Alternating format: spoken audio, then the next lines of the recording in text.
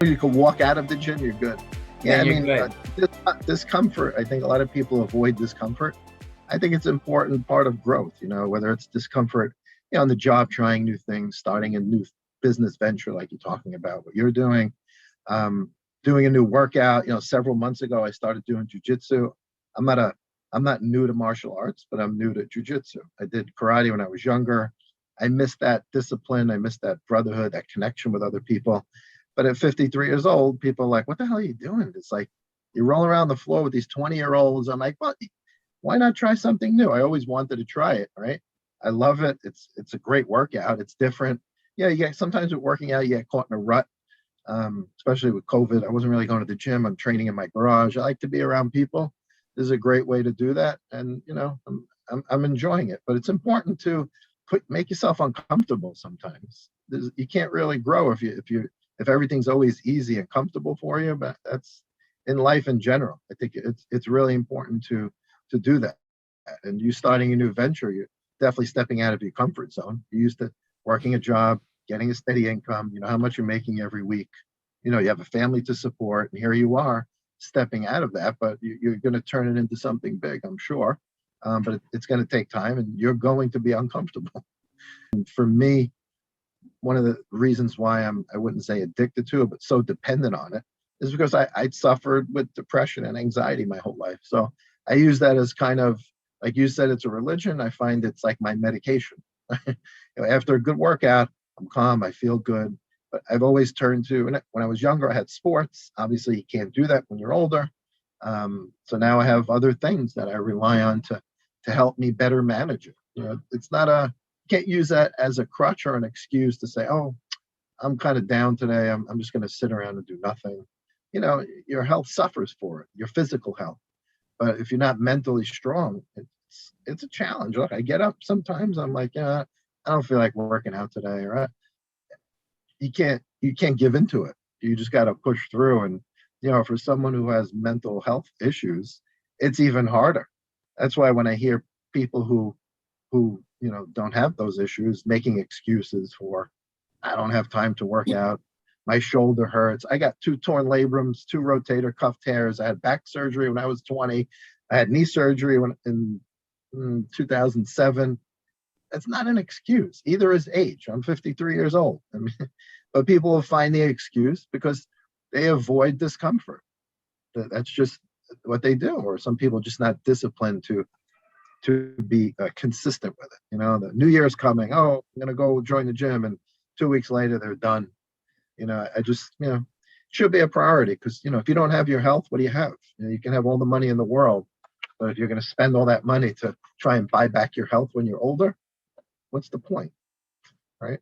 You're right, Brian. It was through the job that I came to confront that I couldn't cope.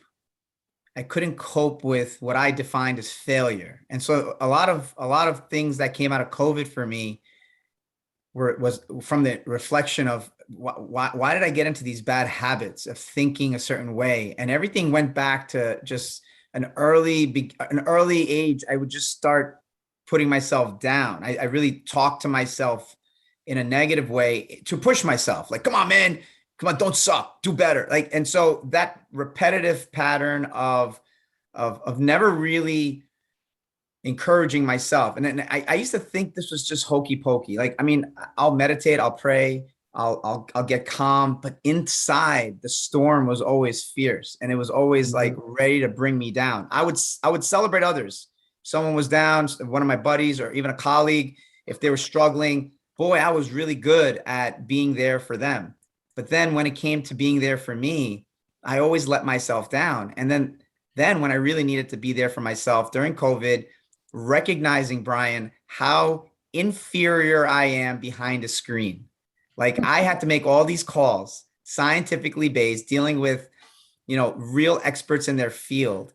And I'm looking at my face, and the whole time I'm thinking a million things, being hypercritical of my facial movements. And what are you doing? Like, why do you do that? And then I just I lost all grasp of what I actually do, which is connect to people and understand. And like the screen became a trap. I couldn't escape it.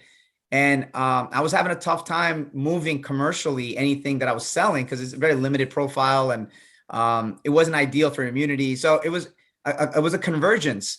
But this is where I had an opportunity, and I probably had many opportunities, and I may have not seized them, but I had an opportunity to break the pattern of self-defeating thought when I was up at 3 in the morning on May 5th or something, May 6th, May 4th, something like that, beginning of May, and I just was empty. I had just emptiness inside me, and I'm in front of my computer, and I'm trying to work. I'm trying to get a sale at 3 in the morning, as if what I'm going to do right now is going to trigger anything. And the hopelessness behind my optimism crushed me. It was like inside I knew this is literally not worth it, but you're still working like a dog to do it, only to disappoint yourself. Uday, you love this. You love kicking yourself. And I had to break that habit. I said, I need to be good at something new. I sent a message to the F45 guy that down the street, he opened up a studio, and he'd been trying to get me in. I'd gone in there just to like check it out. I never went in for a trial. And I said, hey man, if I don't change anything right now, I'm done. I don't know if I come back from this. I'm at rock bottom. And from that day, what has started is this journey. And it was breaking that pattern. And I was just lucky, man. I was just really lucky that, I have a supportive family and I have a lot of people around me. So maybe my spiral wasn't as violent as maybe others, but it's a very, very sensitive subject to me. When you tell me very openly and candidly that you've battled mental health challenges, that's just something that when we were younger, we weren't allowed to ever even say, man. Like, you got, and whether you're in sales, whether you're in the gym, but being men, we're not allowed to be weak. And then I realized, I was like, I'm weak in the gym and I get stronger. I keep going back to the gym and I get stronger. I was like, it's okay to be weak. Just don't stay weak. Get stronger. Yeah, I mean, it's true, especially I grew up in a pretty tough neighborhood in Brooklyn. You didn't talk about your feelings. My dad grew up during the Depression. He was a World War II veteran. You just didn't really talk about feelings. I didn't really understand. You don't really understand as a kid, that you don't understand depression. My mother suffered from it terribly, so I had some idea what it was. I didn't, I would look at other people, other kids like having such a great time. I never felt that. I never had the ability to really enjoy myself that much. So I had a feeling something was wrong, but didn't recognize it till later on. But seeing therapists never helped me. Medication didn't help me. Really, just being active.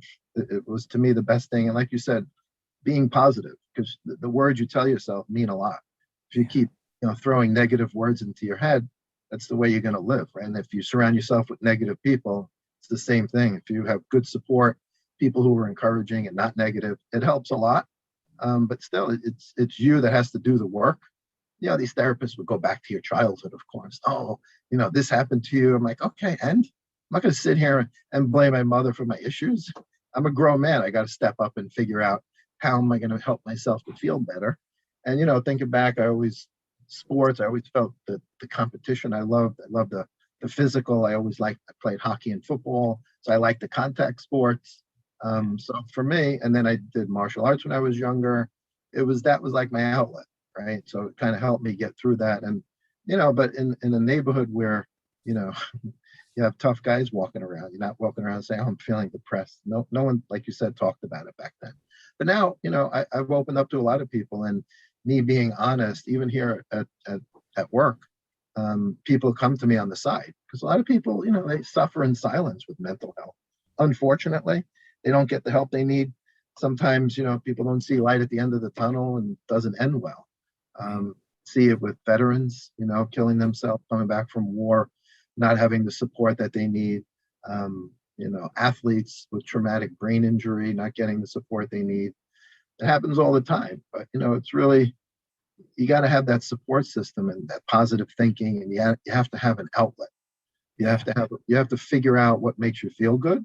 That sometimes it's trial and error, and for you, you're in a good place now, right? You figured out what's best for you. But to me, physical health and mental health go together. Yeah. They really do. If you're not going to feel great if your body is not strong and fit, it's they really go together. And it's the whole package. It's eating healthy, it's getting enough sleep. A lot of people, they think they're tough because they're functioning on 4 or 5 hours sleep. They're not really functioning well. They think they are.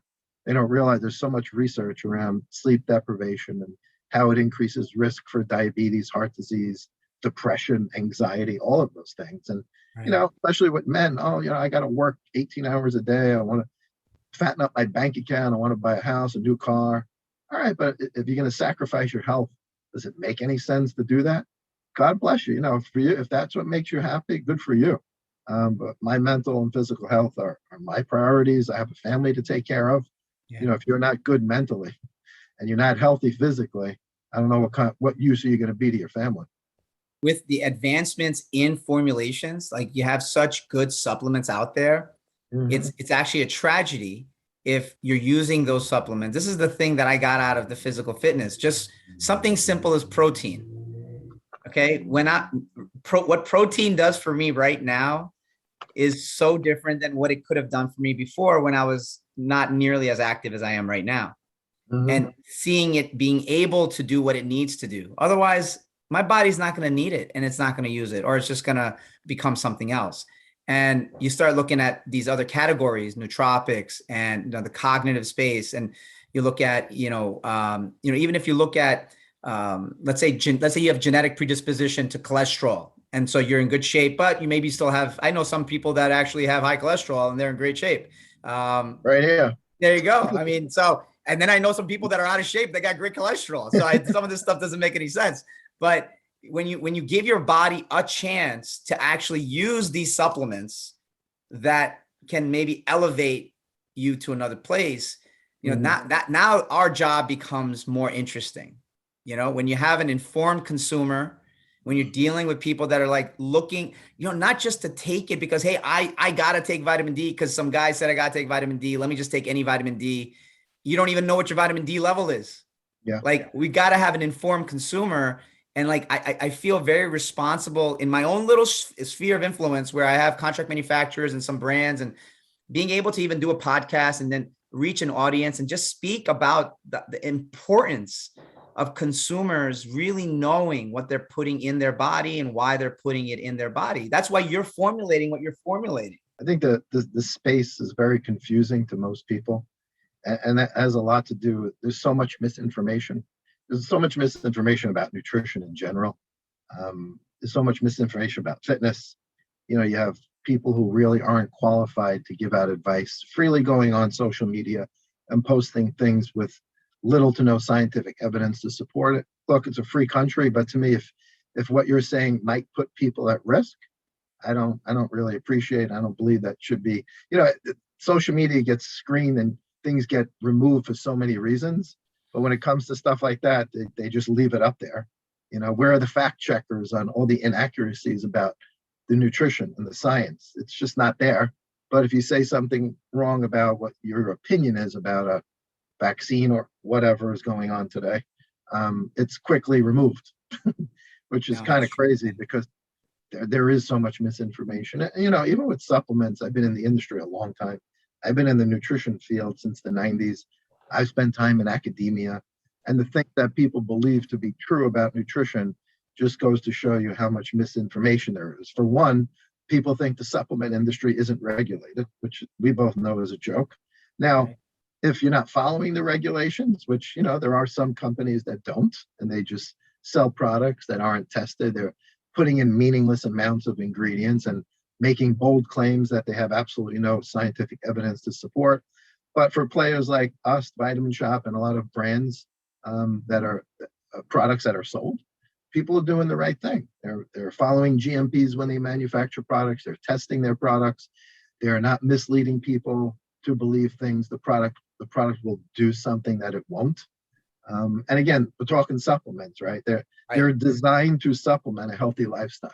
They're not going to replace eating healthy, exercise, and sleeping good, but they can definitely be of benefit. You mentioned, certain things, especially for mental health. Omega-3 fatty acids are very beneficial. There are some herbs that can be beneficial. But again, if you don't have all those other things in place, it's kind of like people reaching for medication You go to a doctor and tell the doctor you're having a lot of stomach issues. I got reflux, I got heartburn, I'm constipated. He's not going to talk to you about nutrition. He's going to Right. give you something to make for the bathroom. He's going to give you something to help with your heartburn. If he would just kind of dig a little deeper and say, hey, you need to change your diet a little bit, and you probably feel better. But, people want the quick fix. And, sometimes I see supplements being sold that way. Like, don't worry about changing your lifestyle, just take this. Now, the reputable companies don't market products like that.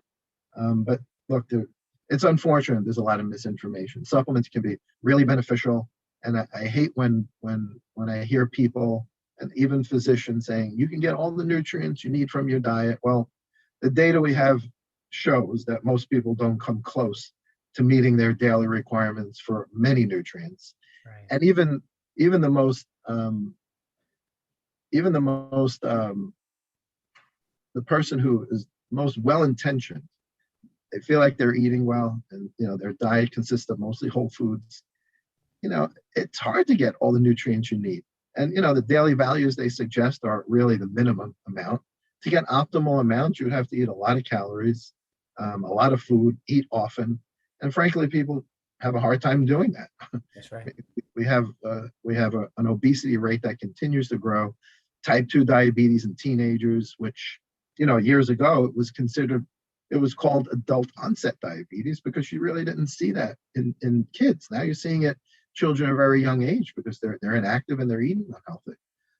But you got to look at the whole lifestyle. And I think it all comes together. Supplements do have a place, but they can't replace healthy eating, exercise, sleeping well, managing your stress, all the things that we're talking about. Your brain has to live somewhere. It may as well be in a healthy body. But Yes. our system is not set up for what you're talking about. I know. There's little education on nutrition. I mean, I taught nutrition in college for students who I did teach elective courses, but most of them were nutrition majors. That was the field they were going into. The food, the places where you should get the healthiest food, like schools and hospitals, usually have the worst quality food, and people make a joke out of it, right? I think if you go back 40, 50 years ago, there wasn't access to all the information you have now. You have so many people, so much good, credible information. I think it's just a matter of weeding through the BS, and people don't know like what the good resources are. They're on TV listening to people who are just hyping up a product or a new diet, a new book. But I think for most people, they understand what a healthy food is. Yeah. I mean, I don't think that's that difficult. When you're walking around the supermarket, what food is good, right? I mean, it gets a little bit more of a challenge when you're comparing food in a package, right? Everyone knows fruits and vegetables, lean meat, chicken, all the things that when you go around the outside of the grocery store, basically things that can go bad.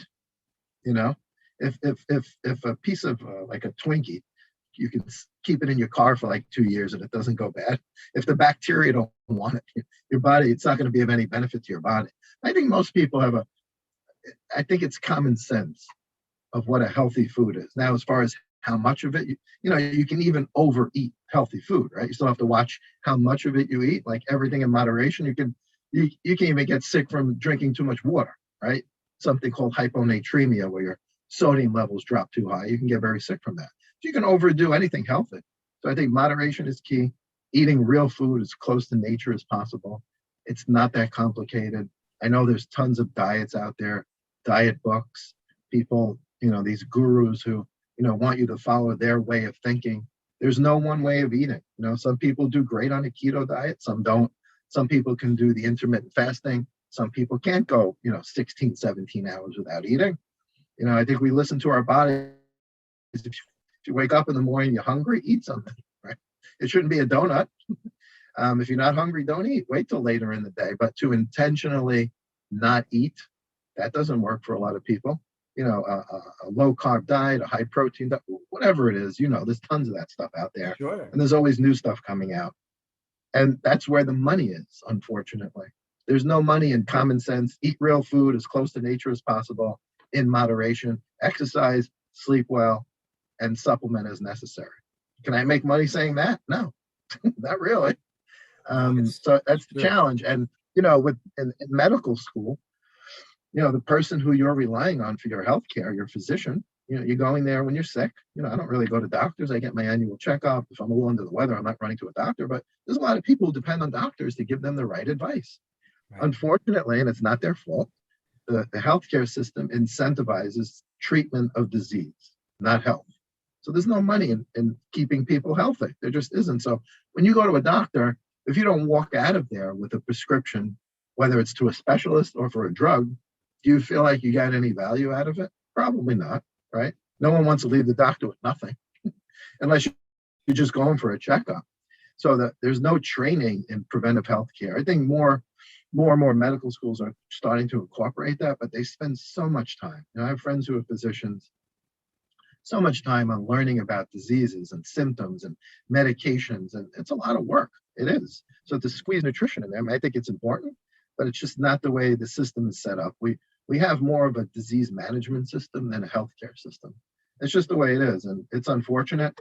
I think last year was a wake-up call for a lot of people who were kind of, I know at the vitamin shop, we were seeing sales of things like vitamin D, zinc. Even there were doctors recommending it during the whole, what was going on to just support a healthy immune system. And studies that came out show that people with higher vitamin D levels ended up faring better. Does that prove a cause and effect relationship? No, but if you can, it's easy to keep your vitamin D levels up, right? It's not complicated, it's inexpensive. And if it can help, why not? There's no side effects to taking small amounts of vitamin D, making sure you check your levels with your physician. But last year was a wake-up call for a lot of people who realized, hey, it's not just diabetes, cancer, heart disease, certain cancers that are lifestyle related. Now if I'm not healthy and have underlying conditions, I can die from a virus.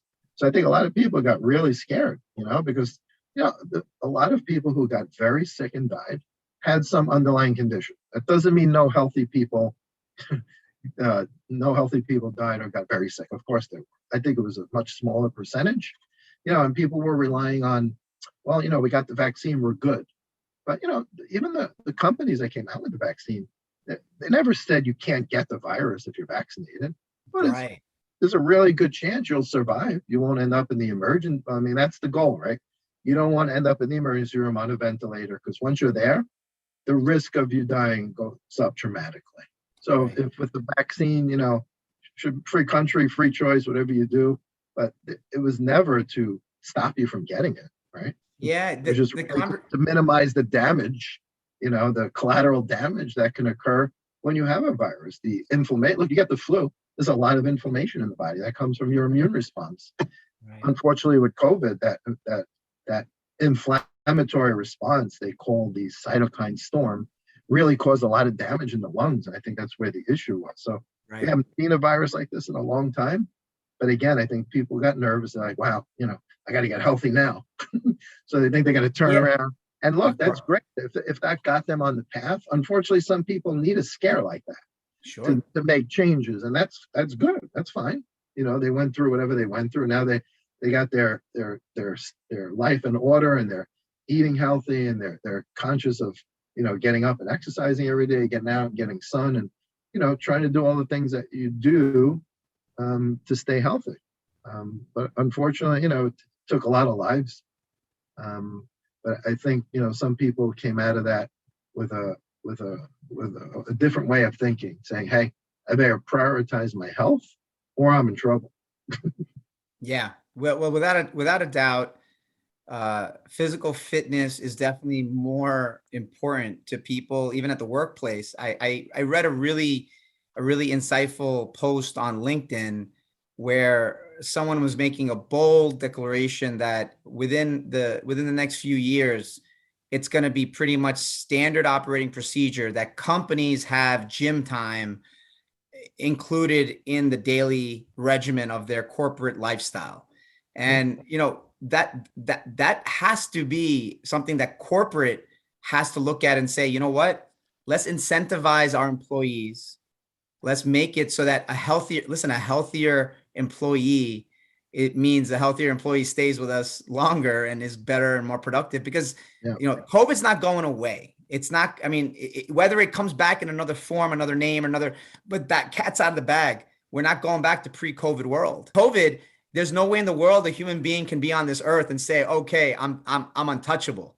So you would think that that would mean, okay, what am I going to do about that? But this is where, I come to someone like you and I say, all right, so you're on the front line of formulations at a major brand. Like you have so much, you would have more influence over things that happen. And then you can actually say, hey, you had a part in it. What can average people do? Like if we want to influence our school boards, if we want to get the garbage out of our local hospital, what you said is schools and hospitals should have the best food.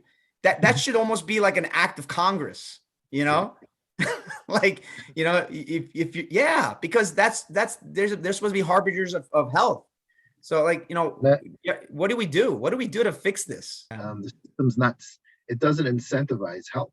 So without that, and the profits, the special interests and companies making money off, bad food and corporate interests and, people in Congress just doing what they do. A lot of them are career politicians.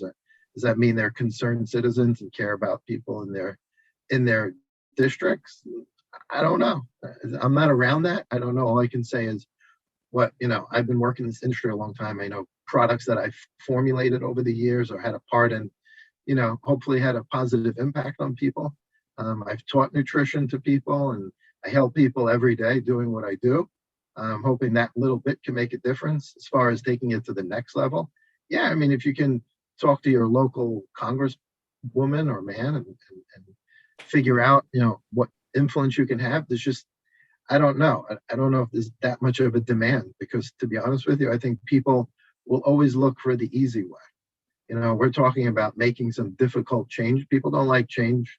I remember in New York City, they were trying to ban like large sodas in restaurants, which, look, we live in the US. I think it was kind of a ridiculous effort I understood it as a nutritionist, right? But, you can literally walk out of the restaurant and go down the block to 7-Eleven and buy it. So that was never going to work. And I think people should be free to do the things they want to do. But, also their freedom is going to impact people who are actually taking care of themselves, because at some point, those people become a burden to the healthcare system. They just do. I'm talking about people whose issues might be lifestyle related. Obviously, people get sick to no fault of their own, should get all the care that they need. But for those who can actually do something about it and don't, yeah, I mean, that's a tough conversation, right? But it's not easy. It's simple, but it's not easy, right? It's simple in your mind, okay, I got to eat healthy. I got to try and exercise every day. I got to sleep. I mean, I think sleep might be number one on the list, because you can eat healthy and exercise. If you're not sleeping good, it basically negates all of those two things. So there's some good work by Dr. Matthew Walker, who has a sleep research lab at UC Berkeley. He's done some Google Talks. He wrote a book, Why We Sleep, and you would be blown away by the impact of even just, a small reduction in sleep. If you say 5 or 6 hours instead of 7 or 8, it has drastic effects on blood sugar, on hormones in your body, on overeating and obesity and heart disease risk and cancer risk that people don't think of. Like, oh, okay, I don't need to sleep today. I'll catch up on my sleep. That's another myth. You can't catch up on your sleep. You're not gonna, if you miss sleep during the week, Saturday you're gonna sleep 18 hours. It doesn't work that way. You lost that sleep forever, and your body will feel it. And over time, it definitely does have an impact. So, it's hard when you get into the politics of it. But look, we're one of the wealthiest countries of the world, but we still rank pretty low as far as overall health. And it's sad because it's not that complicated. Like I said, it's simple, but it's not easy, because it will take people to put in effort on their own. The government's going to have to make certain changes that might make people feel uncomfortable. But, it's going to come to a point where, what do we got? We got over 30% of the population that fall into the obese category. It's not going to get better. Technology is making it worse. People becoming less active, not more active. Right. People always looking for a quick fix. Maybe this pill can fix me, or I can have that surgery, or that. They don't want to put in the work that's necessary to be healthy. And if they don't want to do that, can't force them to. We live in a free country, and I think there's mostly positives. It's the greatest country in the world, but there's also negatives to that. And you brought up 9/11, right? We took our freedom for granted and safety, and all of a sudden that was taken away.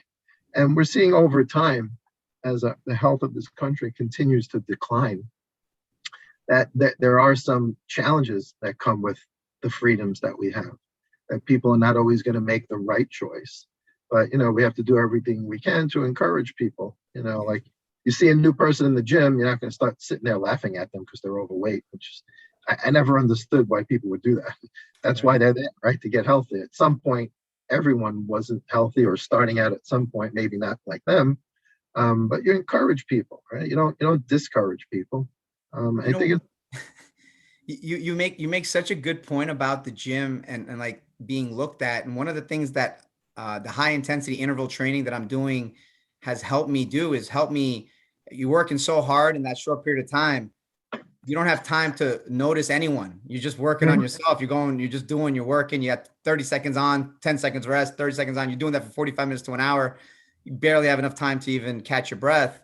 Yep. And there are no mirrors in this place. And so I realized that, one of the things for me, one of my goals, Brian, is to get from going to this very, very structured environment to be able to just have a bunch of equipment in my gym, in my house, and then just train, on my own and have the discipline to do that.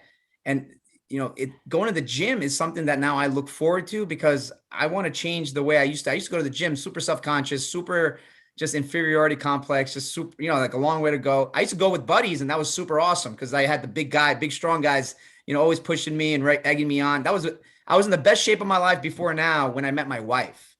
And that speaks to something that I never connected it back then. But when I say I was in the best state of my life, best shape of my life, I was in the best shape of my mental life then too, because I was going to the gym every day. I was going to the gym every day at lunch with 3 to 4 guys. And one of the guys, he's been running track since high school, and he still runs track. And he said, Uday, most people they'll do cardio, and then they'll do weights. We're going to do heavy weights. We're going to crush weights, and then we're going to run. I'm like, okay. and he pushed me, man. Like he pushed me. He's like, I don't care if you didn't run track. You're keeping up with me. And so when you have these guys that push you, I mean, they carried me, bro. Like, like I couldn't have done that without them pushing me. I got more weight on the bench. All that stuff was because bigger, stronger guys were taking care of me. But when I had to take care of myself, I disappointed myself. But the lesson is, okay, I messed up first time. Now I'm fully accountable to myself, and going to the gym, not having mirrors taught me just focus on yourself. Now, if I go to a gym with a whole bunch of mirrors, I don't care. I don't see anybody except for my equipment, my set, my rep, do it again. And then I'm out. So, you're right, man. The encouragement you get really changes everything. And, being able to give that is huge. Yeah. Some people do very well in a group setting, like with classes, they feel a little bit motivated. I never really relied on motivation. Like I said, I think it's my challenges with depression that sometimes I don't feel motivated, but I think it's more about discipline. You're not always going to be you can get motivated. A great song comes on, right? And then all of a sudden that kind of fades away. You can't rely on motivation. You're not always going to feel motivated. I think, the healthy lifestyle is more about discipline, that you realize it's important. You realize the benefits, you're committed to it, and you stick to it. And that's all discipline, because you're going to push yourself on days when you're not at all motivated. Point where my entire day is built around when I go to the gym. So, and so that means I stay away from toxicity. Like, 3 hours before a gym, I'm not anywhere near. If I got to do a toxic call, it's like after the gym. I'm going to be at my highest state, my most alert state of mind, which is after the gym. Even though I'm tired, this right here is so clear. I could do important things right after the gym. So it's a tool now, right? Like it's literally me going to the gym is me sharpening my blade so I can do my professional work. And being able to like run a business and do your own, it doesn't come without doubt and uncertainty. When I go to the gym, I'm training myself to deal with the doubt and the uncertainty. I say these are guarantees, and it's just so transactional for me now. But when I was 20, 25, 30, I think there's an immortality when you're in your 20s and you just fool yourself into thinking that you don't need to do things. I didn't sleep. I used to Yeah. sleep barely like 3-4 hours. I just keep Mhm. moving, keep moving, keep moving. I used to do meeting after meeting after meeting. I do fly, this, that. Oh, I'm a road warrior, badge of honor. Like, but none of that stuff was going to lead. I mean, if I did that for another few more years, Brian, it would be a totally different story because I would be irreversible. I think I would have had irreversible consequences. And For sure. Well, when we're younger, when you're 19, 20, not thinking about dying. yeah, But, I tell my kids that too. I say, I'm learning how to be an adult. So look at Mhm. me now and see me for my flaws and see me and like, it's really powerful for my kids to tell me like, hey, Poppy, we're really proud of you. Like, Yeah. because they love me. I have my middle one is very defensive for me. She's like, you never were fat. You didn't need to go to the gym. I'm like, I love you. I know what you're doing. You're protecting your dad, right? Like she's protecting her dad. She's Yeah. saying, Dad, you never were fat. And I'm like, yeah, I know I wasn't, but I wanted to strengthen my brain. I go to the gym to strengthen my brain. She's like, really? Mhm. How do you do that? Well, yeah, I mean, what's funny, like people think, people who don't work out think that people that work out only work out to look a certain way. Like, oh, you have to have a six pack and big muscles and want to look good on the beach. And God bless for people who that's their goal, the bodybuilders, there's nothing wrong. That's hard work, that's discipline. For whatever reason you're doing it should be, everyone has their own reason for working out and training and being healthy. If it's physical, that's fine. I mean, my motivation was more about the mental health. And of course, the physical part is a nice side effect of that. You know, Sure. to be fit at 53 years old, when I look around at most guys my age and even younger, kind of falling apart. And I'm by no stretch in super physical great shape, but I'm out there, I'm trying, I'm pushing myself. And I think the important thing is when you're training, you're putting your body in a controlled stress environment, right? And I tell people who don't train all the time, it's the best thing you can do if you have anxiety, stress issue, if you have a lot of stress going on, because in a workout, you can control the amount of stress, right? So then when you get stressed out outside the gym, your body's kind of used to even going, you're putting it under more stress than it'll ever happen where you're sitting in traffic. You're not going to really feel stressed out. Like I don't get stressed out. Meanwhile, 3 days a week I'm in jujitsu rolling around with 20 something year olds on the floor who are trying to choke me and I'm remaining calm under those situations. When I leave there, what's going to bother me? Probably nothing unless somebody puts a gun to my head. Right. So, Yeah. and No, when it's when you powerful, when man. no matter what training you're doing, you're Yeah. training you're preparing your body for whatever. And like, it's so cute with your daughter. She recognized and she wanted to kind of encourage, she's encouraging you. And at that age, it's Yeah. interesting, but you're setting a great example for your kids. They're like, they realize that that's important. Like you want to be healthy for them, for Right. yourself too, of course, but you want to be able to take care of your family. And it tends to rub off on the kids too. I mean, a parent can't tell a kid, oh, you're overweight, you need to go exercise, and they're sitting on the couch eating ring dings and drinking beer. That doesn't work. It's like, you can't tell a kid, well, you can't get a tattoo if you have 7 of them. Sure. Right? I mean, that's just kids. They do as they do as they see, and if you're telling kids and you're doing the opposite, they're not going to listen. So you're setting a great example for them. One of the things that I love about what you're doing with the martial arts is that you are challenging yourself against 20-year-olds, right? I mean, this is a very aggressive martial arts style. What's that like, man? You ever get into a situation where you're like, whoa, I'm in too deep? No, I mean it's a controlled environment, but and Sure. when you're rolling around with a bunch of white belts, and I'm doing it less than a year, but it's something I got into. I just got bored of the same workouts, and I love martial arts, and I've always wanted to do jujitsu, but it's something that you can do if you're smart for well into your older age. I know guys in their 60s and 70s that are doing it. But yeah, when you're on the ground with 20 something year old guy and he's faster, more fit, stronger than you got to try and figure out like what's your advantage. And usually, you call it old man strength. You're usually stronger than a lot of these younger guys, but they're fast and they bounce back quick and their cardio is way better than mine. Even though I like to consider myself semi fit. When you got a guy who wrestled in high school, you're not going to be able to keep up, but you don't have to. That's the Right. thing. You It's against you, really right? in jujitsu. It's really you versus you. Yeah. There's no, well, I can tap that guy out. He's a blue belt. That means I should be a blue belt. No, no, not necessarily. You're new. You'll get there, but it's just showing up every day. You're learning. It's really fun, and you're putting yourself in uncomfortable situations. It's not fun to have your arm you get caught in an arm bar and the guy's looking to rip your arm off, but it's controlled. That's why you tap out, or Right. someone Yeah. trying to choke you out. Um, I just happen to really like it. That's Some awesome. some people would find that at 53 years old uncomfortable. I like discomfort. I used to run a bunch of Spartan races and get beat up doing that. That was fun. I always like to kind of challenge myself with new stuff. But this is hopefully something I can do for a long time to come. And it's a great workout. It really is. That's great. Let me ask you something about supplements. What are you taking now that you're doing jujitsu? What are you taking that perhaps you weren't taking before? Or by based on the activities that you're doing, are you taking different supplements?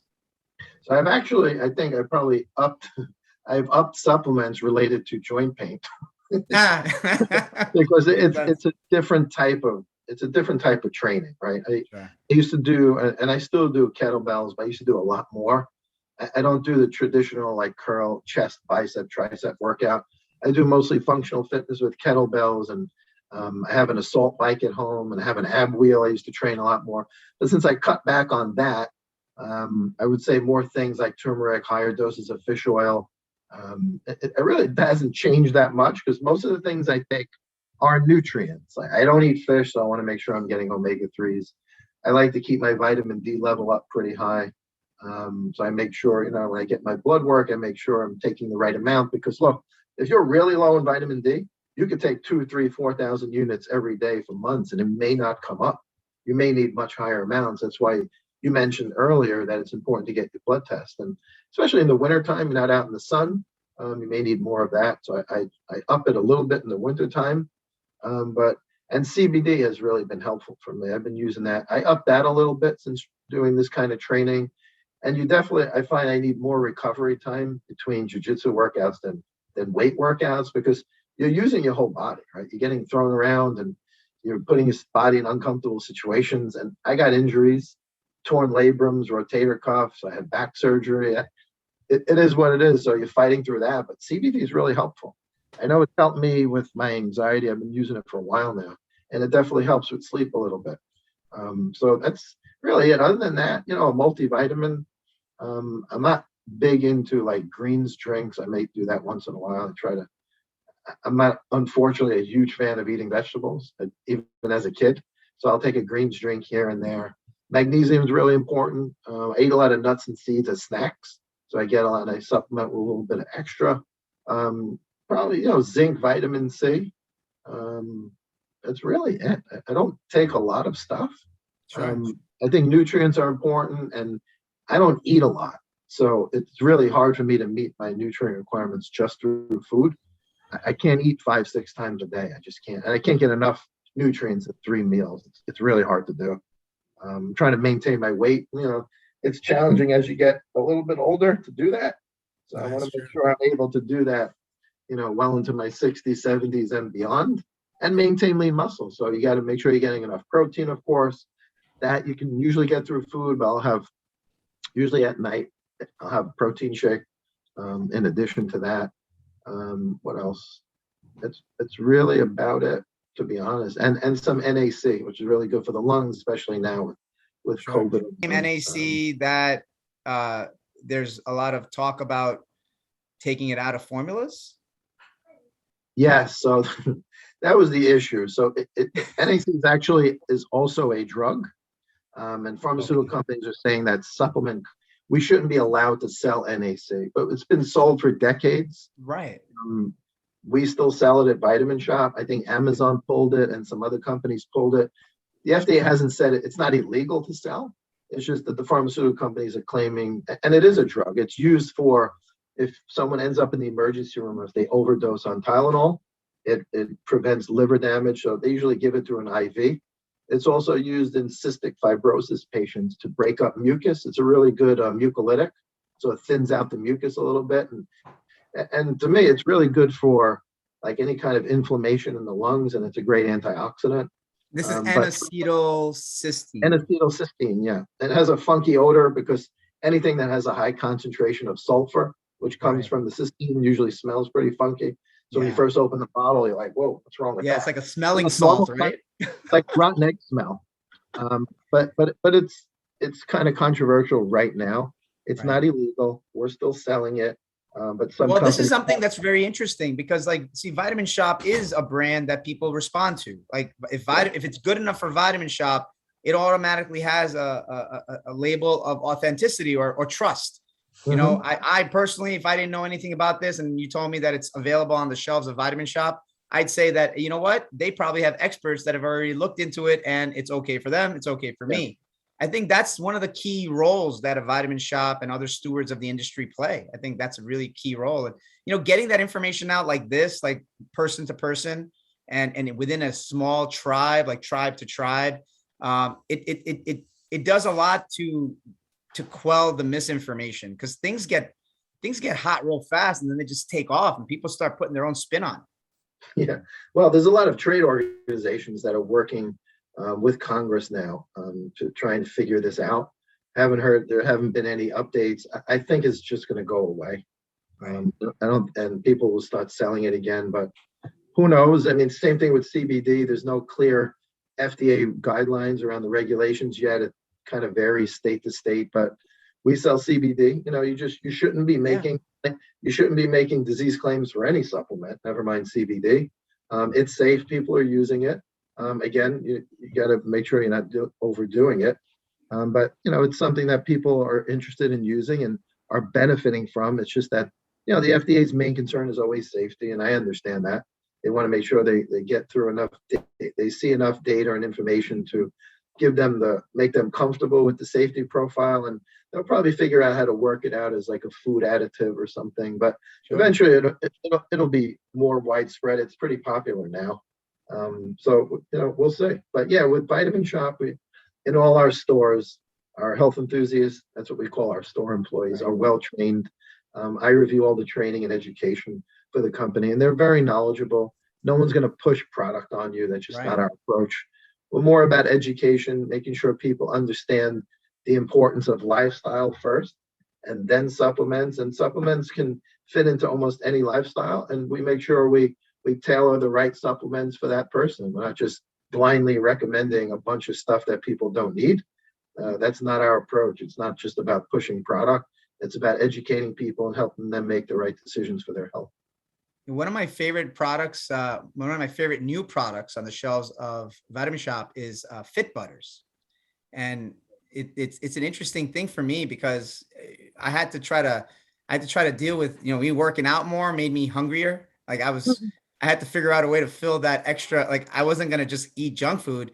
And Yeah. so I was like, man, I want to eat a lot more. And, I'm at home and I'm like, this thing could turn into a nightmare if I don't know how to do this. And those Fit Butters really comes in handy, man. Like it's a nice snack. And then what do you like? Are you a fan of Fit Butters, or I'm not trying to put you on the spot I, here, but I'm just curious. yeah, I mean, I snack mostly on all different kinds of nuts, almonds, walnuts, Okay. macadamia nuts. So I love nuts. I don't really use the spreads though, but they're Yeah. great. They sell very well. People love them. They're healthy. They're a great alternative to. I mean, there's nothing wrong with natural peanut butter, but Yeah. it's the variety, right? The different types of nuts that are in there have different nutrient profiles, and you can benefit from the different types of essential fats that are in there. There's a lot of Right. good nutrients in there. I think these, asking more questions of anybody that has an opinion. I think I'm teaching my kids how to ask more questions. I just had this lecture to them on the way to the bus stop this morning because my oldest daughter was claiming she knew something. And I was like, come on, you didn't even ask a follow-up question. You got to ask follow-up questions. Everything's about follow-up questions. And she's like looking at me. She's like, oh, another lecture. I'm like, come on, please. You're 9.5. You got to ask questions.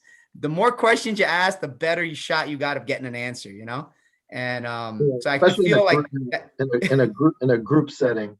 If I do some kind of presentation, people are a little hesitant to ask questions, but once people start to ask, and it opens up other questions, and people start to step out of their comfort zone. But Yeah, I mean, to me, I always grew up listening was to me the most important. I didn't talk a lot. I was always listening to adults and other people, and I think it paid off for me in the long run. I learned a lot from listening to, nowadays these young people don't want to listen to us older folks. I always listened to older people, whatever it was, especially the older people who were really wise and had life experience. Now I think that's kind of gone. People just like push old people to the side. Right? Yeah, no, It's you're so right, important. man. It's so important to listen to people and hear, the experiences of what people have been through. And you learn a lot that way. I appreciate you being so candid with me about even your age and just sharing like what you've been through. Because one of the things about this that I believe, like I said, I'm 43. I have a lot of friends that are they're still in their 30s, and through my temple, I'm involved with like youth leadership type things, and so I see a lot of opportunities to kind of guide youngsters with academics or just life. But more than anything else, I tell all of them, I'm like, I'm happier now than I was 10 years ago. And I'm better than it's just life is beautiful that way because you have the benefit of experience, and then you have the opportunity to use that experience to then make better life decisions. And so you saying you're 53, it really sets into motion for me a visible target. So like what if I think I'm impressed with myself now, I need to make sure that when I'm 53, that I'm as impressed with myself as I am with you doing jujitsu. So you've set the bar high. Like, I think that's important. I think we all need to have people that are setting the bar high enough that even if I fail to hit that bar, I'm still better off. Hmm. Like I may not be doing jujitsu at 53, but I sure as hell better be doing something Aim that high. like, Yeah, but I mean, I think it's important. I don't think people, when we're kids, we challenge ourselves. We do a lot of new things, right? We're learning things. I think as adults, we lose that. I think it's important. yeah, I think it's important to try new things, something that'll challenge you, something that you really stink at, right? I mean, and try and get good at it. Um, I think it's important. I really do. It's one of the reasons why, I took that up. But that's across the board for anyone. Look, change is hard. New things are difficult, but why not try it? Like, what do you have to lose? What's yeah. the worst thing that can happen? I can get choked and put to sleep. All right, so I'll wake back up. Yeah, no, Hopefully. absolutely. Yeah. Like you said, the control stress, I never put that together until you mentioned it. Little things like in traffic. I'm not in traffic as much anymore because I work from home. Yeah. But when I am in traffic, I am actually very content. Either I'm listening to a podcast, listening to music, listening to my kids, but I'm very content getting to my destination when I get to it. I, I- Oh, I'm I'm so not I was so not like that my entire life.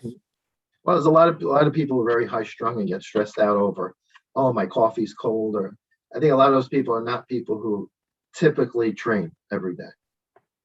From the ones that I know that are very like hyper aggressive, and if someone cuts you off, you're ready to chase them down the highway and get into a fight over it. Where most of us who put ourselves under that controlled stress are pretty laid back. We're like, I'm not going there. That's what's the point, right? Introduced this product at supply side. It's still in a prototype type of position. I haven't commercially sold it. I've got samples. I give them to people. It's a Belgian chocolate. It's a functional chocolate. It's got geranol in it. And one of the reasons I did this was because I really fell in love with this ingredient while I was trying to pitch it. And I've got the support of American River to try to introduce a functional chocolate, or if not that, eventually it's going to be more likely to be in a soft gel or a capsule. But while I'm telling the story, it's a lot easier to get an audience if I'm offering chocolate than if I'm offering a capsule. For So, sure. yeah, so it's a little bit of marketing in there, but it's Belgian chocolate. So it's really good quality chocolate. But the reason I want to bring it up is because one of the incidental side effects of this, side effects or byproducts of it, is it does spur testosterone production. Now, I've got a I'm going to be, I've been taking 75 milligrams of this every day for the last 3.5 weeks. And I know that I'm working out a little bit better. I know that I've definitely got an increased libido. Like there's definitely, I mean, I can feel that there's something different. Now I need to prove it. So what I'm going to do is I'm going to get off of it, and then I'm going to get a baseline testosterone test so I can get my baseline levels. and then I'm going to start it up again. And I'm just going to, and I've done this with a few other people just to kind of get some preliminary data. But again, I'm new to this space. And for me, I'm curious, when I say to you, all right, I'm in my early 40s and I say testosterone, what do you say? I think it's important, obviously. I think the subject of testosterone replacement therapy is not discussed enough amongst men, especially guys my age. I know some people who do take a replacement. It's important. If your levels are low, it puts you at risk. You're going to lose muscle mass.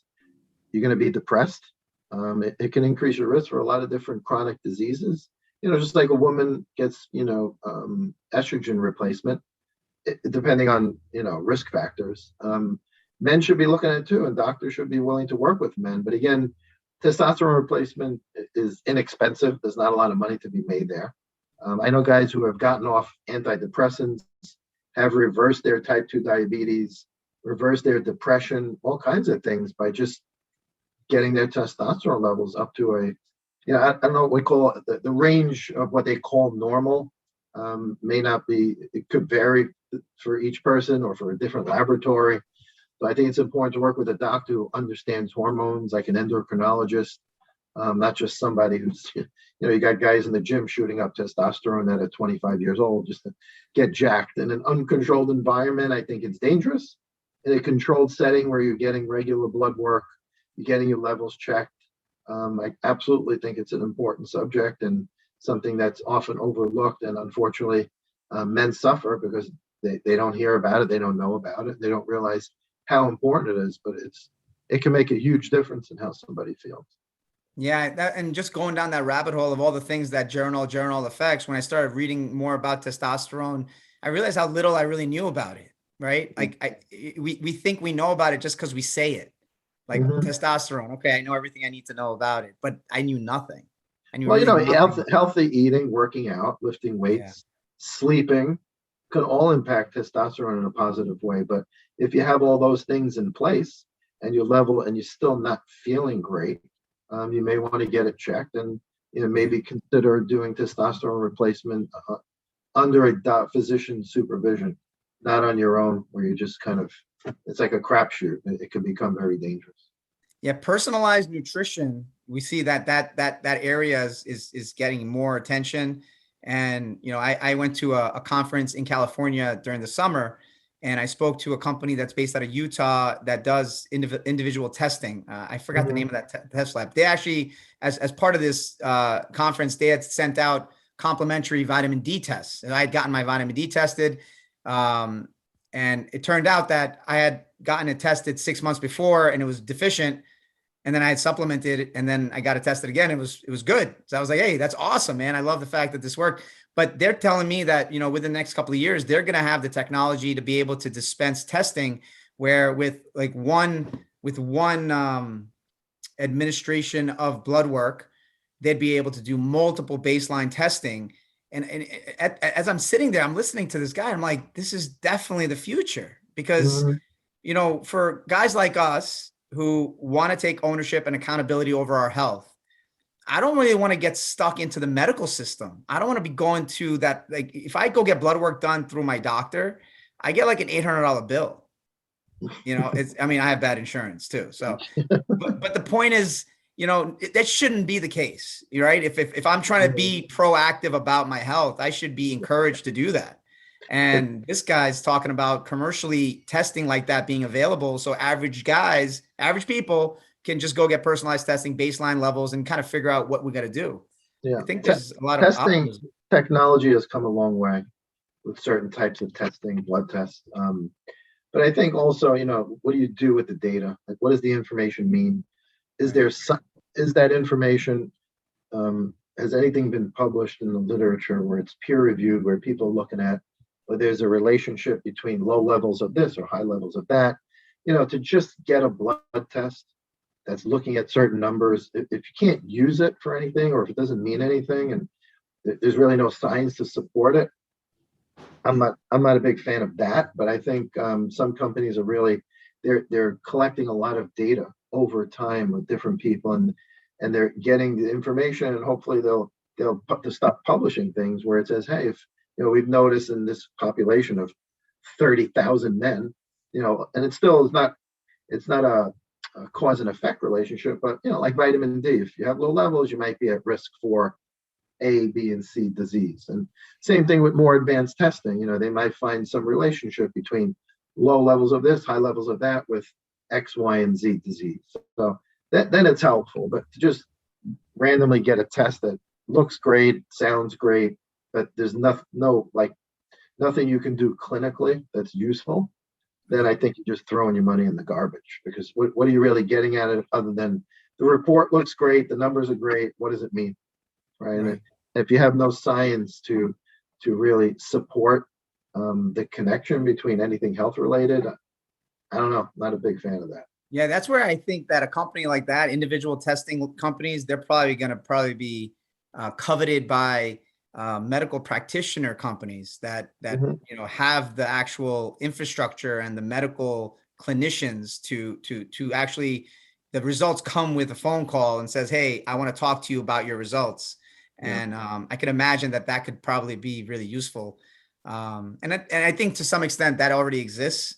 But just the idea of being able to avoid the medical offices, that's something that with COVID, I had to go get COVID tested at, the local urgent care, and you're in and you're out.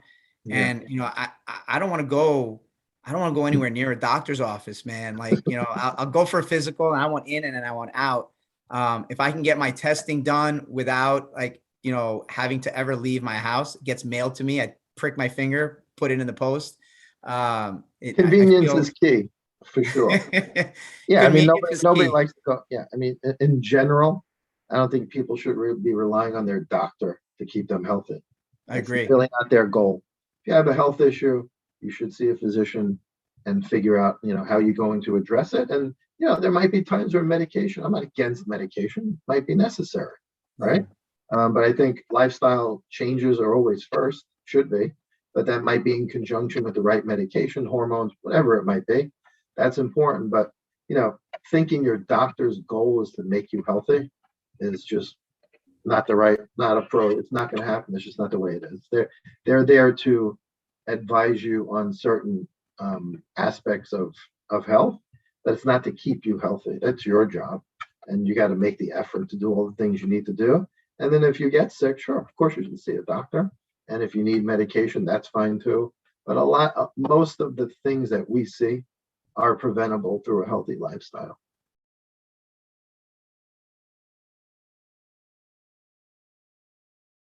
From the industry right now, like if you look at what just doesn't work, is there anything that comes to mind that says like, what, like how is this still around? How is this product still got legs? It just doesn't do it. I'm a big believer in, if somebody thinks something's working, who am I to argue with that? Placebo effect is very powerful. I think there's quite a bit of research to show that there are benefits to a lot of supplements.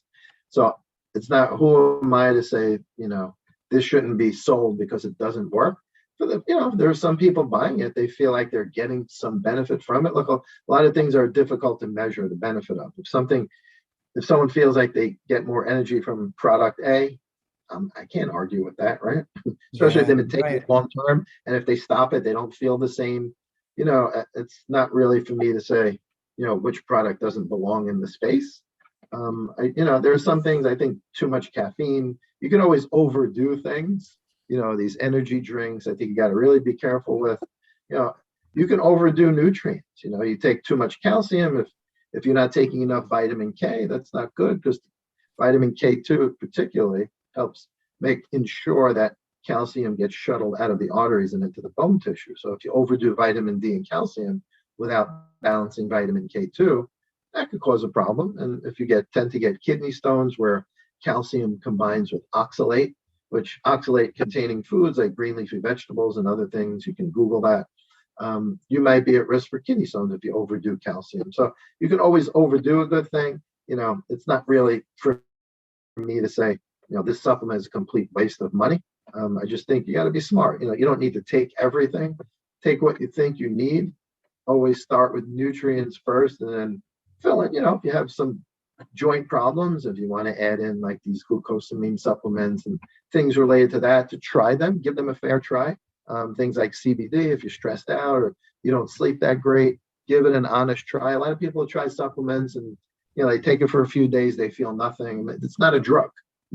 You have a headache, if you're low in magnesium, it might take a couple of weeks for your magnesium levels to come up, where it may help. Right? If you're working out and you're depleting nutrients, it takes time to replenish that. You may not notice a benefit. You're certainly not going to notice a benefit in a couple of days. And some people tend to, it's the same thing with medications. People are just not compliant. They don't take their medication. I know I went through it with my father as he got old. He was skipping medications. His blood pressure would go up, and his kidneys, the issues with his kidneys, end up in the emergency room because he was dehydrated. One thing after the other, right? So compliance is an issue with medication, and it's certainly an issue with supplements.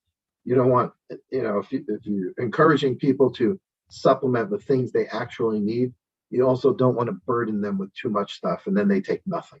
Right.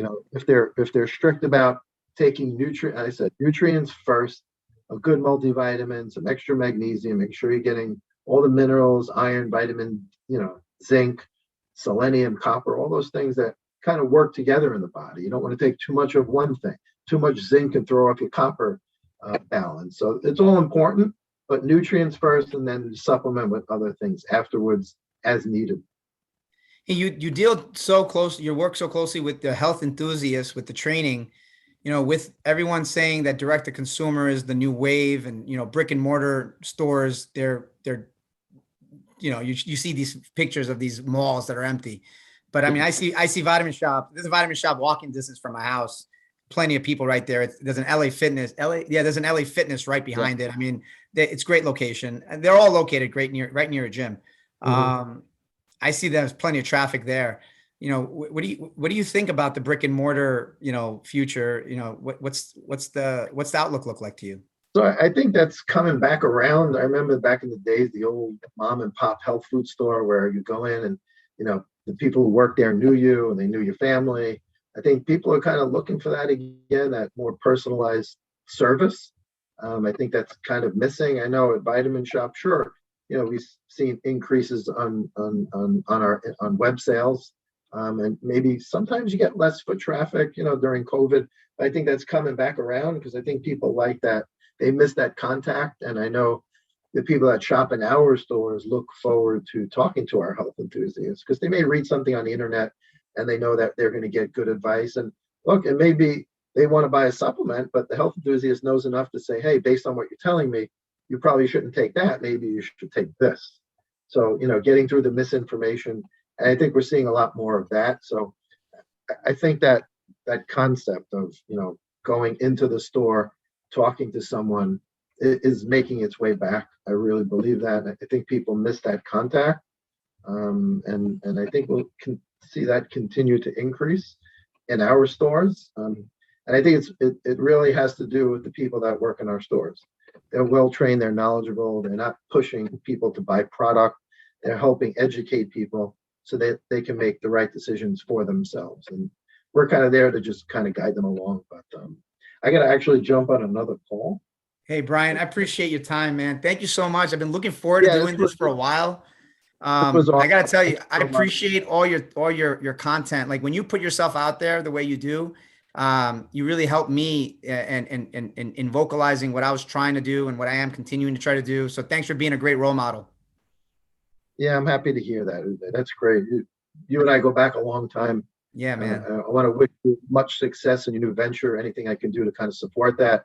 But we're all here doing our thing, and the goal is to really to help people, change their lifestyle, get healthy, and just enjoy life more because they'll feel better. I appreciate you. All right, well, I'll be in touch. We'll talk soon. All right, buddy. Take care. Have a great day. Be well. Bye-bye. Bye.